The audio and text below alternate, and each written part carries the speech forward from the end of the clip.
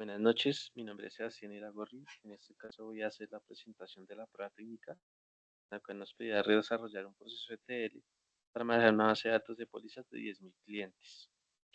Para poder realizar el almacenamiento de los datos en una base de datos, lo que se realizó fue la creación de una instancia de RDS de prueba, en la cual pues, nos genera un endpoint y un acceso a una base de datos de MySQL creada directamente en Amazon en donde vamos a hacer el almacenamiento tanto de la base procesada y las bases de las tablas de dimensiones y las tablas de hechos. En este caso, la base de datos que va a alimentarse con el CSV se va a llamar Data Lake y en este caso se cargaron dos bases, pero en este caso lo que hicimos fue cargar la base de pólizas, las pólizas, luego de realizar un pequeño proceso de limpieza y transformación. Y en la base de Data Warehouse se cargaron las tablas de agentes Bob y pólizas. La agente Bob es la tabla de hechos y las tablas de dimensiones, agentes y pólizas. En este caso vamos a hacer la explicación de cómo se realizó ese proceso. Entonces lo primero que se hizo fue realizar un script de Python en el cual se conectara a mi RDS.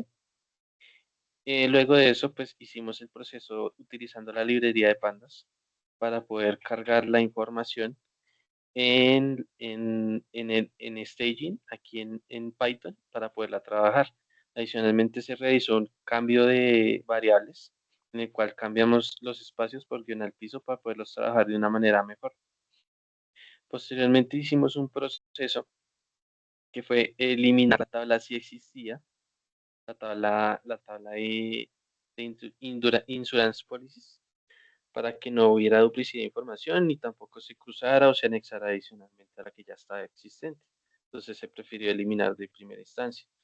Posteriormente se procedió a realizar la creación de la tabla con una definición de variables como ven en pantalla. Luego de realizar la creación de la tabla y realizamos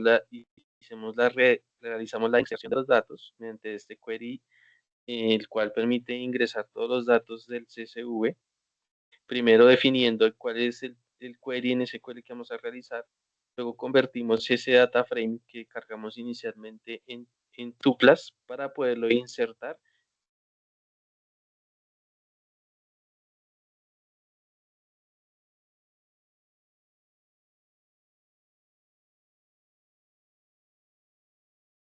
Código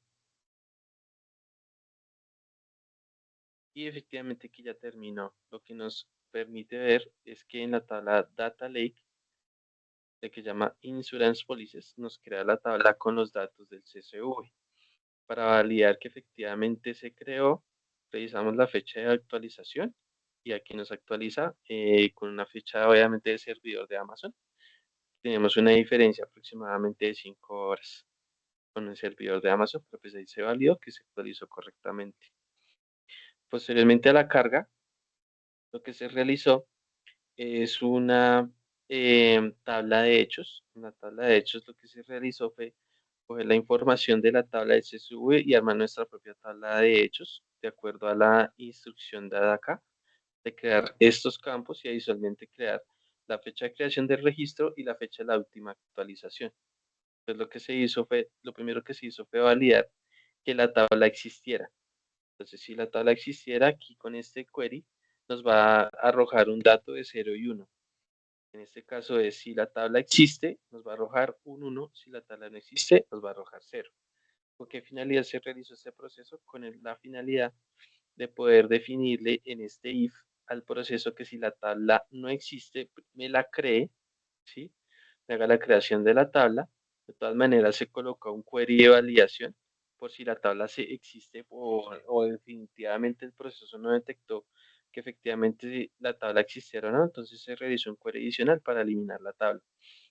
Posteriormente, mediante este query lo que hacemos es la creación de la tabla, definiendo como primera instancia como es tabla nueva, que nuestra actualización y la fecha de creación es la misma fecha en la cual se está ejecutando el query.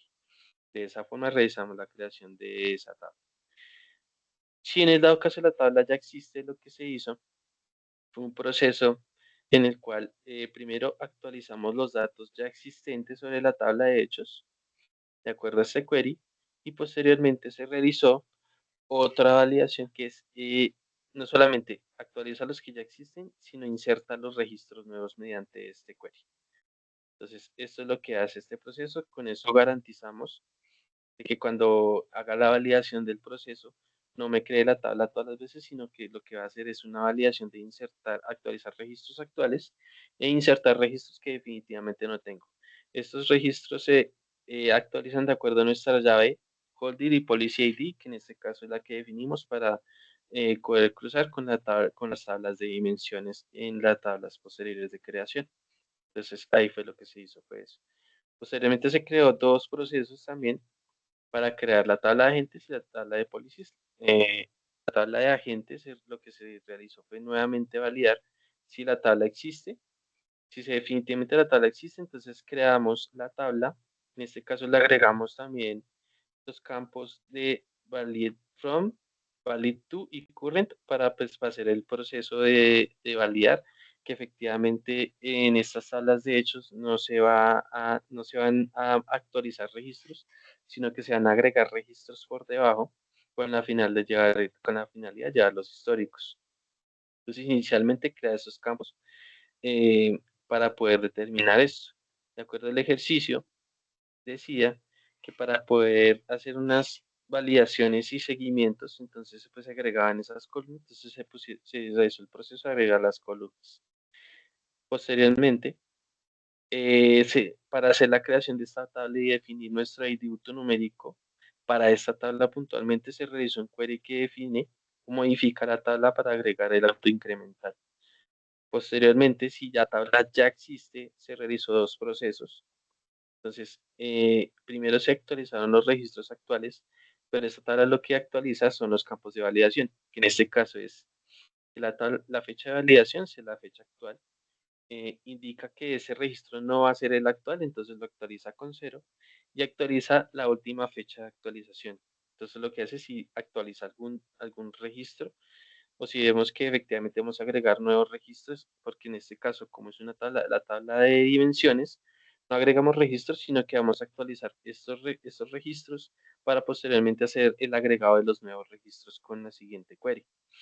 En este caso, lo que vamos a hacer es actualizar las tres fechas con la última fecha de actualización, que se irán actualizando a futuro, pero pues llevando el récord. Entonces aquí lo que se va a hacer es agregar cada uno de los registros a la tabla.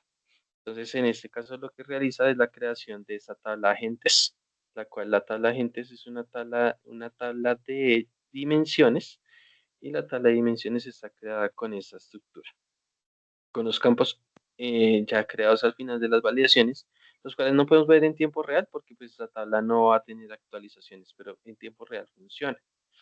De esa misma forma se realizó la tabla de pólizas con la misma lógica. Básicamente es lo mismo, pero pues cambiaron la cantidad de columnas para no explicarlo nuevamente.